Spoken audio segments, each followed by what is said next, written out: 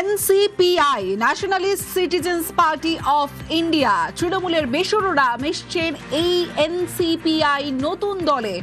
আজ ওম বিড়লার বাড়ি থেকে যে চিঠি দিয়ে বেরোলেন বেসুরো সাংসদরা এবং বেসুরো সাংসদরা বেরিয়ে এসে কাকলি ঘোষ দস্তিদার, সুদীপ বন্দ্যোপাধ্যায়, দেব এরা স্পষ্ট জানিয়ে দিলেন কাকলি ঘোষ দস্তিদার যে তারা বেসুরোরা মিশছেন নতুন দলে এবং নতুন দল nationalist Citizens Party of India. রবিবার শুরু দিনভর টান টান উত্তেজনা, প্রত্যেকের নজর ছিল রাজধানীর দিকে, প্রতি মুহূর্তের আপডেটের দিকে নজর ছিল এবং শেষ সন্ধে গড়ানোর পর স্পষ্ট হলো, জানিয়ে দিলেন বেসুরোরা স্পষ্ট যে তারা nationalist Citizens Party of India এই দলে নতুন দলে মিশছেন। আবির রয়েছে আমার সঙ্গে। আবির, দেখো, দীর্ঘ সময় ধরে সমস্ত বৈঠক হয়েছে এবং সেই বৈঠকে আইনত যে বিষয়, সেই আইনত বিষয় তারা খতিয়ে রেখেছেন এবং সেই বিষয়ে খতিয়ে রাখার পরে তারা সিদ্ধান্ত নিয়েছেন যে তারা এনসিপিআই এর সঙ্গে তারা এই বিদ্রোহী ব্লকের যারা সাংসদরা রয়েছেন তারা মিলে যাবেন। তুমি জানো, গত কয়েকদিন ধরে প্রশ্ন উঠছিল যে স্পিকারের সিদ্ধান্ত চূড়ান্ত হলো, স্পিকারের সিদ্ধান্ত চূড়ান্ত বিষয়ের মধ্যে থাকলেও আসলে যে ঘটনাটি ঘটতে চলেছে সেক্ষেত্রে কি সত্যি আইনত মান্যতা দেওয়ার জায়গা থাকছে?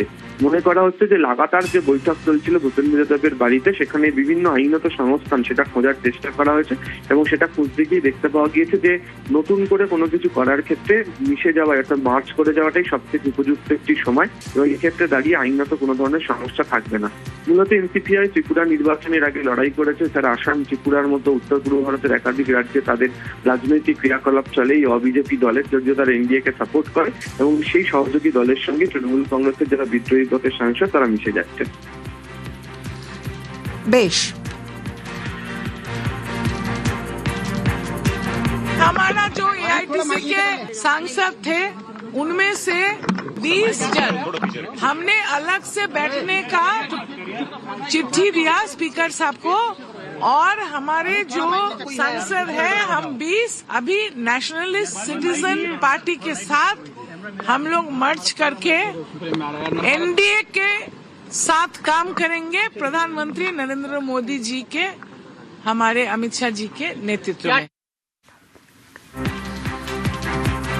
যেমনটা জানা ছিল 2023 সালে রাজনৈতিক পথ চলা শুরু হয়েছে এই এনসিপিআই ন্যাশনালিস্ট সিটিজেন্স পার্টির এবং যে টান টান দিনভর যে ছবি আমরা দেখলাম ভূপেন্দ্র যাদবের বাড়িতে বৈঠক, দীর্ঘক্ষণের বৈঠক এবং সেই দীর্ঘক্ষণের বৈঠক তারপরে যে জটিলতা তৈরি হতে পারত, অর্থাৎ একই দলে দুটি ব্লক থাকতে পারে না, যে চিঠি সামনে আসলো এবং তারপরে তারা স্পষ্ট জানিয়ে দিলেন, অর্থাৎ বেসুরোরা স্পষ্ট জানিয়ে দিলেন যে তারা নতুন দলে মিশছেন। 2023 সালে রাজনৈতিকভাবে পথ চলা একটি দল এনসিপিআই ন্যাশনালিস্ট সিটিজেন্স পার্টি অফ ইন্ডিয়ায় বেসুরোরা মিশছেন।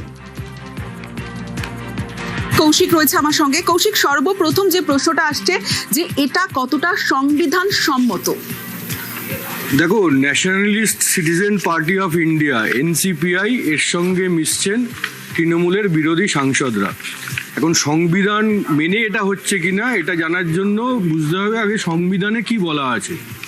সংবিধানে বলা আছে যে কোনো একটি রাজনৈতিক দলের এমপি বা এমএলএরা যদি 2/3 এমপি বা এমএলএ সেই দল থেকে বেরিয়ে যান তাহলে তারা দলত্যাগ বিরোধী আইনের মধ্যে আওতায় পড়বেন না, অর্থাৎ তাদের সাংসদ বা বিধায়ক পদ খারিজ হবে না। এক্ষেত্রেও তাই হয়েছে। সংসদে তৃণমূলের 2/3 বেশি সাংসদ বেরিয়ে গেছেন। এইবার তারা কি কোনো ব্লক আলাদা দলের সঙ্গে মিশতে পারেন? সংবিধান বলছে হ্যাঁ, 2/3 সাংসদ যদি বেরিয়ে যায় তাহলে তারা অন্য একটি দলের সঙ্গে মিশতে পারে। তাহলেই কি মিটে গেল সব? কারণ সংবিধান বলছে দলের সঙ্গে মিশতে পারে, কিন্তু এই যে এনসিপিআই এর কথা শোনা যাচ্ছে, এটা কি আদৌ কোনো দল? পাড়ার 10 জন মিলে যদি একটা দল গড়ে সেটা কি দল হবে? তাহলে দলটা বলতে ইলেকশন কমিশন কাকে বোঝে? যে কেউ গিয়ে 500-1000 জন গিয়ে যদি ইলেকশন কমিশনে বলে যে আমরা একটি দল, সেটা তো রাজনৈতিক দল হবে না। তাহলে দল কাকে বলে? দল হচ্ছে তারাই যাদের নাম ইলেকশন কমিশনের খাতায় আছে, অর্থাৎ ইলেকশন কমিশন দ্বারা রেজিস্টার্ড, নথিবদ্ধ যাদের নাম, তারা হচ্ছে দল। এনসিপিআই কি নথিবদ্ধ? এনসিপিআই কি রেজিস্টার্ড? হ্যাঁ, তারা রেজিস্টার্ড। তারা 2022 সালে, আমাদের হাতে সেই নথি রয়েছে, 2022 সালের 13/10/2022 এই তারিখে তারা আবেদন জানিয়েছিল যে তাদের যেন ইলেকশন কমিশন নথিবদ্ধ করে, সেই মতো তারা তাদের নথিবদ্ধ হয়, তারা রেজিস্টার্ড হয়, তারপর তারা ভোটেও লড়ে। এক্ষেত্রে জানিয়ে দিই, এই দলটি কিন্তু বাংলারই দল, হাওড়ার দল। তারা ভোটে লড়েছিল লাস্ট 2023 সালে ত্রিপুরার বিধানসভা ভোটে।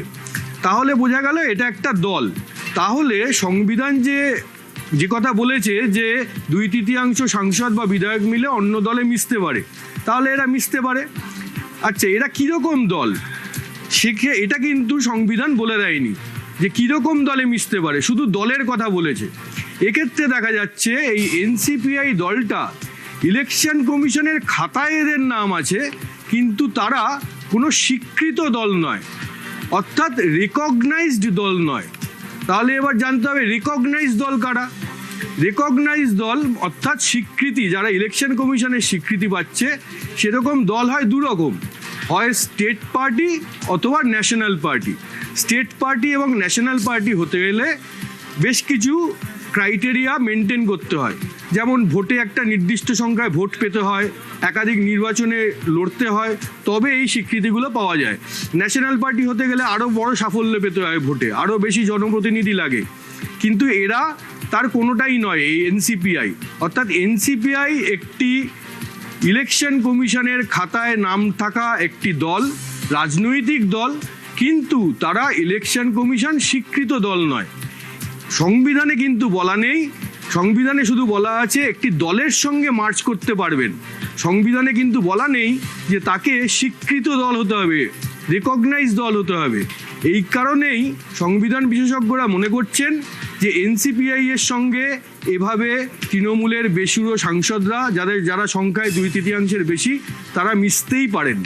আমরা স্পিকারকে চিঠি দিয়েছি যে এইরকম যারা একটা আলাদা জোট যেটা করতে চাইছেন, এটা সংবিধানের বিরুদ্ধে, এটা কোনো লিগ্যাল স্ট্যান্ডিং নেই, আর এটা হতে পারে না, এটা হতে পারে না। কারণ যারা লেজিসলেটর পার্টিতে আছেন, যারা লেজিসলেটর, যারা দলের রিপ্রেজেন্টেটিভ হাউসের মধ্যে, তারা স্প্লিট করে অন্য একটা পার্টি বা অন্য একটা সেপারেট গ্রুপ বানাতে পারেন না। The constitution is very clear. There is no legality in a separate group. আমরা লেটার দিয়ে দিয়েছি অলরেডি, আমাদের লেটার দিয়ে দিয়েছি। নিউজরুম থেকে কৌশিক রয়েছে। কৌশিক, এরা বলছে সংবিধান বিরোধী, তার মানে এই চিঠিকে সামনে রেখেই বেসুরোদের মাস্টার স্ট্রোক। দেখো, সংবিধান বিরোধী মানে তৃণমূল যেটা বোঝাতে চাইছে, দাবি করছে যে কোনো একটি দল থেকে সেই দলের সাংসদরা বাইরে বেরিয়ে, দল ছেড়ে এসে দলের বাইরে গিয়ে আলাদা একটা ব্লক করতে পারে না। মানে তৃণমূলের তো বসার একটা জায়গা রয়েছে সংসদে, সেখানে তৃণমূল সাংসদরা বসবেন। কিছু সাংসদ এটা করতে পারেন না যে তারা তৃণমূল থেকে বেরিয়ে এসে অন্য একটা জায়গায় বসবেন। এইরকমভাবে আলাদা ব্লক করা যায় না, এটা সংবিধান বিরোধী। আর সংবিধান কি বলছে? সংবিধান বলছে যে 2/3 সাংসদ বেরিয়ে অন্য দলে মিশতে পারেন। অর্থাৎ যে সংবিধান সংশোধনী, যেই ধারাটা 91তম সংবিধান সংশোধনে এই কথাটা বলা হয়েছিল যে মার্চ করতে পারে 2/3 সাংসদ অন্য দলে। অর্থাৎ তৃণমূল যেটাকে হাতিয়ার করছিল যে অন্য দলে মার্চ করতে পারে, কিন্তু এরা তো মার্চ করছে না, এরা তো আলাদা ব্লক চাইছে, সুতরাং এটা সংবিধান বিরোধী। তৃণমূলের যুক্তি এটা। ঠিক সেইখানেই পাল্টা ওই একই সংশোধনীকে এবার এই বেসুরোরা হাতিয়ার করলেন। তারা কি করলেন যে ঠিক আছে, ব্লক করতে পারি না, করলে সেটা সংবিধান বিরোধী হবে, তো তাহলে আমরা ব্লক করছি না, আমরা তাহলে অন্য দলেই মিশে যাচ্ছি। অন্য দলে তো মিশতে পারি, সংবিধানে তো সেই কথা বলা আছে অন্য দলে মেশা যাবে। সেই দলের চরিত্র কেমন হবে তাও বলা নেই, যে সেটাকে রেকগনাইজ হতেই হবে। এনসিপিআই রেকগনাইজ নয়, সুতরাং সংবিধানের দিক থেকে কোনো বাধা, সংবিধান বিরোধী আর বলা যাবে না। এটা হচ্ছে বেসুরোদের যুক্তি। যেটা মাথায় রাখতে হবে যে এই যে দলত্যাগ বিরোধী আইন, এটা 1985 সালে তৈরি হয়েছিল। সেটা ছিল সংবিধানের 52তম সংশোধন। সেখানে আগে নিয়ম ছিল 1/3 জনপ্রতিনিধি যদি বেরিয়ে যান বিধানসভা বা লোকসভায়, তাহলে তারা বেরিয়ে যেতে পারেন, দলত্যাগ বিরোধী আইনে পড়বেন না। পড়লে কি হবে? দলত্যাগ বিরোধী আইনে তার বিধায়ক পদ বা সাংসদ পদ খারিজ হয়ে যাবে। তাহলে 1/3 থাকলে আর পড়বেন না। কিন্তু তারপর সেটা সংশোধন হয় 2003 সালে। সেইটাই হচ্ছে 91তম সংশোধনী। সেই সংশোধনীকে প্রথমে হাতিয়ার করার চেষ্টা করছিল তৃণমূল। তারা বলছিল এই সংশোধনী তো কোথাও বলা নেই যে আলাদা ব্লক করা যাবে। সেইটাকে তখন পাল্টা এর চাল দিল এবার বেসুরো সাংসদরা। তারা বলছেন যে আমরা তো আলাদা ব্লক করছি না, আমরা তো আলাদা দলের সঙ্গে মিশে যাচ্ছি, এবং সেই দলের সঙ্গে মিশে যাওয়ার কথা তো সংবিধানে বলা আছে, তাহলে এবার তো আর সংবিধান বিরোধী বলা যাবে না। এইখানে দাঁড়িয়ে এখন পরিস্থিতি।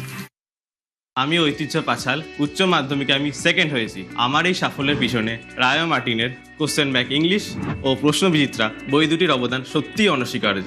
রায় ও মার্টিন। আমি ঋতব্রত নাথ, উচ্চ মাধ্যমিকে আমি সেকেন্ড হয়েছি। আমার এই সাফল্যের পেছনে রায় ও মার্টিনের কোশ্চেন ব্যাংক ইংলিশ ও প্রশ্ন বিচিত্রা বই দুটির অবদান সত্যিই অনস্বীকার্য। রায় ও মার্টিন।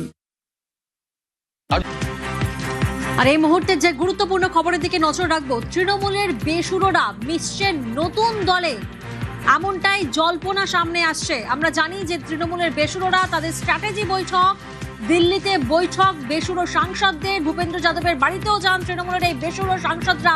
আর এই সব জল্পনার মধ্যেই আমরা দেখছি যে বেসুরো মিশছেন নতুন দলে, এমনটাই সূত্র মারফত খবর সামনে আসছে। মৈত্রীর প্রতিনিধি আমাদের সঙ্গে রয়েছেন, সরাসরি মৈত্রীর কাছে যাব। মৈত্রী, আমরা ঠিক কি তথ্য পাচ্ছি এই যে খবর সামনে আসছে যে তৃণমূলের বেসুরোরা কি তাহলে নতুন দলে মিশছেন, সূত্র মারফত কি জানা যাচ্ছে?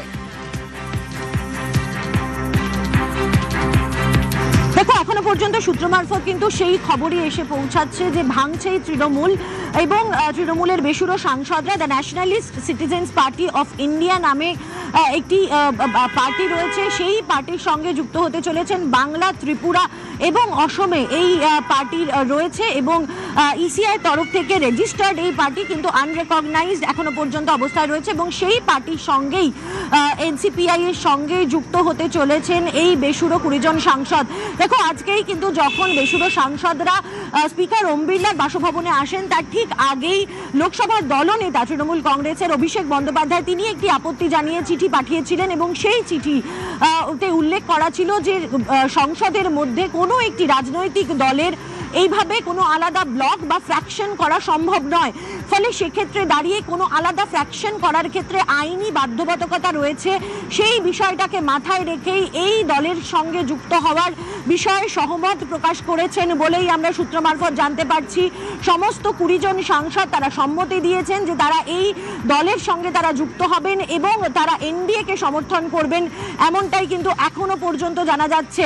স্পিকারের ঘরে এই মুহূর্তে বৈঠক চলছে, বিক্ষুব্ধ যারা সাংসদরা রয়েছেন তারা প্রত্যেকে উপস্থিত রয়েছেন, স্পিকারের সঙ্গে তারা বসে রয়েছেন, তারা বৈঠক করছেন, এবং সেখানে কিন্তু তারা তাদের তরফ থেকে এই বক্তব্য তারা জানাবেন। এবার দেখার যে তারা বেরিয়ে এসে তাদের কি বক্তব্য আছে এই বিষয় সম্পর্কে সেটা জানান। কিন্তু সূত্র মারফত আমাদের কাছে এখনো পর্যন্ত যে খবর এসে পৌঁছেছে যে তৃণমূল ভেঙে একটি নতুন দলের সঙ্গে যুক্ত হতে চলেছেন এই বিক্ষুব্ধ 20 জন যে সাংসদ রয়েছেন, লোকসভার সাংসদ, তারা প্রত্যেকে যুক্ত হবেন। বারবার করে এদের তরফ থেকে বলা হচ্ছিল যে তারাই আসল তৃণমূল, এবং তারা আলাদা করে ব্লক তৈরি করে এনডিএ কে সমর্থন দেওয়ার কথা তারা বলবেন। কিন্তু যেটা দেখা গেল যে আইনি বাধ্যবাধকতা রয়েছে, সংসদীয় রাজনীতির জায়গায় দাঁড়িয়ে যে সংসদীয় যে আইন রয়েছে, কনস্টিটিউশন যেটা রয়েছে, সেখানে কনস্টিটিউশনে উল্লেখ করা রয়েছে যে কোনো রাজনৈতিক দলের এভাবে আলাদা ফ্র্যাকশন বা আলাদা ব্লক হতে পারে না।